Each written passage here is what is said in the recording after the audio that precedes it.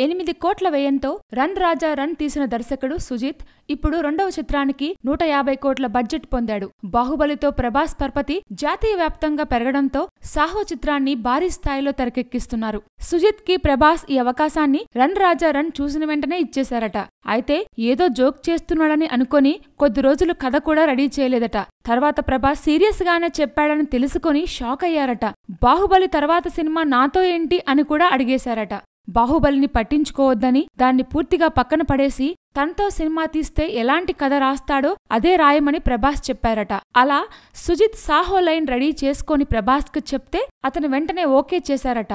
అయితే ఈ చిత్రం మొదలుపెట్టినప్పుడు 50 కోట్ల బడ్జెట్ అనుకున్నారు. కానీ తమిళ, హిందీ భాషల్లో విడుదల చేయాలని నిర్ణయించుకున్నాక సుజిత్ ఆలోచనలకి తగ్గట్టుగా బడ్జెట్ కూడా పెంచారట.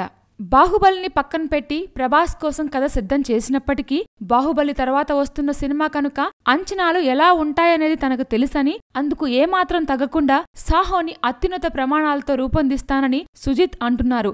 ఏదేమైనా 25 ఏళ్లు లేని యువదర్శకుడిపై బాహుబలి భారం 150 కోట్ల ఒత్తిడి టూ మచ్ అని చెప్పుకోవలసిందే. దీన్ని జయించి అతను సాహో అనిపించుకుంటాడో లేదో చూద్దాం.